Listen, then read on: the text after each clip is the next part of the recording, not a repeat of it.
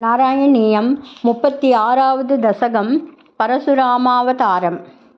అత్రే పుత్రతయా పురాత్వమనసూయాయాం హి దత్తాభిదో జాతశిక్ష నిబంధతంద్రితమనా స్వస్థశ్చరన్ కాంతయా దృష్టో భక్తతమేన హేహయమహీపాలేన తస్మై వరాన్ అష్టైశ్వర్యముఖాన్ ప్రదాయ దదిత స్వేనైవ చాంతే వదం సత్యం కర్తుం అతార్జునస్య చ వరం తచ్చక్తిమాత్రానతం బ్రహ్మద్వేషి తదాఖిలం నృపకులం హంతుం చ భూమిర్భరం సంజాతో దమదగ్నితో భృగుకులే త్వం రేణుకాయాం హరే రామో నామ తదాత్మజేష్వరజ పిత్రోరదా సమ్మదం లబ్ధాంనాయ గణశ్చతుర్దశవయా గంధర్వరాజేమనాక్ ఆసక్తాం కిల మాతరం ప్రతిపితుః క్రోధాకులస్యాజ్ఞయా తాతాజ్ఞాతికసోదరై సమమిమాం చిత్వాత శాంతాత్ పితుః తేషాం జీవనయోగమాపితవరం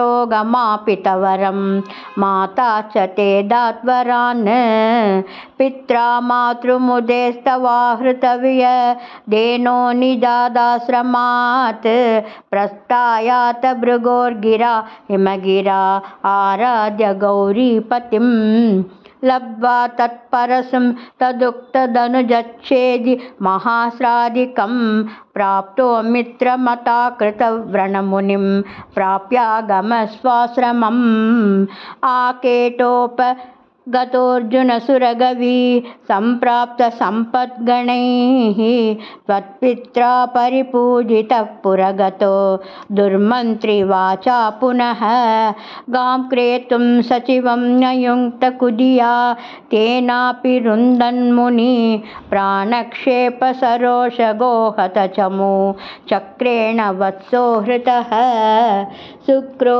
జీవితతాదవాక్యచలితా క్రోధోత సఖ్యా సమం బిభ్రద్యాతమహోదరోపనిహితం చాపం కుటారం సరాన్ ఆరూఢ సహ వాహయంతృకరతం మాహిష్మతి మావిసన్ వాగ్భిర్వత్సమదాసుషి క్షితిపతో సంప్రాస్తుతా సంగరం పుత్రాణాం అయుతేన సప్తదశభిశ్చ అక్షౌహిణీభిర్మహా సేనానీభి అనేకమిత్రనివహైర్వ్యాజృంభితాయోధనః సద్యస్త్వత్కకుటారబాణవిదలన్ నిశ్శేష సైన్యోత్కరో వీతిప్రధృతనష్టశిష్టతనయ త్వామాపదత్హేహయ లీలావారితనర్మదా జలవల లంకేశ గర్వాపః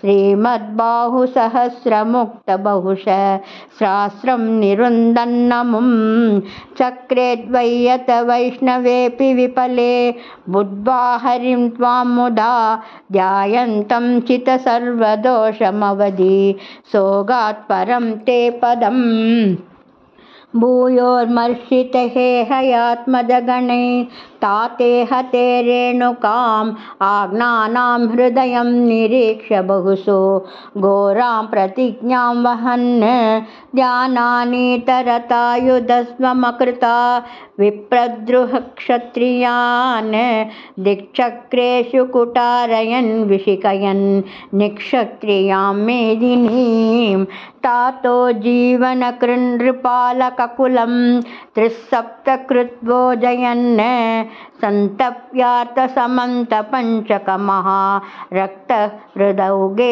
పితృన్ యజ్ఞేక్ష్మామపి కాశ్యపాదిసుదిశన్ సాల్వేన యుధ్యన్ పునః కృష్ణో ముం నిహనిష్యतीति సమితో యుద్ధాత్ కుమారైర్భవాన్ न्यस्यास्त्राणि महेन्द्र भूभृति तपस्तन्वन् पुनर्मज्जितां गोकर्णावधि सागरेण धरणीं दृष्ट्वा तितस्तापसैः ध्यायेद्वासधृतानलसचकितं सिन्धुं स्रुवक्षेपणात् उत्सार्यो धृतकेरलो भृगुपते वाते स संरक्ष माम् उत्सार्यो धृतकेरलो भृगुपते वाते स संरक्ष माम् उत्सार्यो धृतकेरलो भृगुपते वाते स संरक्ष माम्.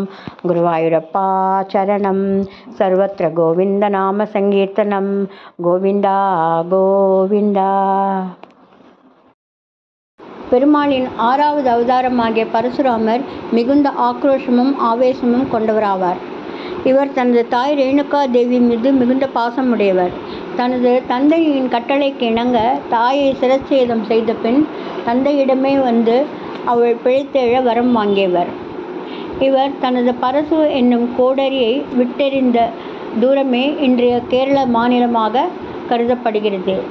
அதனால் இது பரசுராம க்ஷேத்திரம் என்று அழைக்கப்படுகிறது. கேரளாவில் அவர் நிர்மாணித்த கோவில்கள் அநேகம். தெய்வ பிரதிஷ்டையும் செய்திருக்கிறார். இவருக்கென்று தனித்த கோவில் திருவனந்தபுரத்திற்கு வெகு அருகே ஆற்றுக்கால் பகவதி மற்றும் கோவளம் கடற்கரைக்கு நடுவே திருவல்லம் என்னும் இடத்தில் அமைந்துள்ளது. இங்கு அவர் தினமும் பரசுராம ஸ்வரூபமாகவே அலங்கரிக்கப்பட்டு அவருக்கு பூஜைகளும் நடத்தப்படுகின்றன. தாய் சிரச்சேதம் செய்த காரணத்திற்காக அவர் இந்த ஸ்தலத்தில் தாய்க்காக அவர் தர்ப்பணம் செய்த இடமாக இது திகழ்கிறது. ஆகவே இங்கு அமாவாசை நாட்களிலும் குறிப்பாக தை மற்றும் ஆடி அமாவாசை நாட்களில் இங்கு அதிக அளவில் மக்கள் கூடி தர்ப்பணம் செய்வதை வழக்கமாக கொண்டுள்ளனர். ஆண் பெண் பேதமின்றி அனைவரும் இங்கு பித்ருபரிகாரம் செய்வதை காணலாம். பரசுராமர் குடிமல்லம் என்னும் இடத்திலும் ஆந்திராவில் ஒரு கோவிலை நிர்மாணித்திருக்கிறார். சென்னையில் அயனாவரத்தில் பரசுராமலிங்கேஸ்வரர் என்னும் சிவாலயமும் இவர் கட்டியதாக கூறப்படுகிறது. இவருக்கென்று மற்றொரு ஆலயம் புவனேஸ்வர் மாநிலத்தில் இருப்பதாக கூறப்படுகிறது.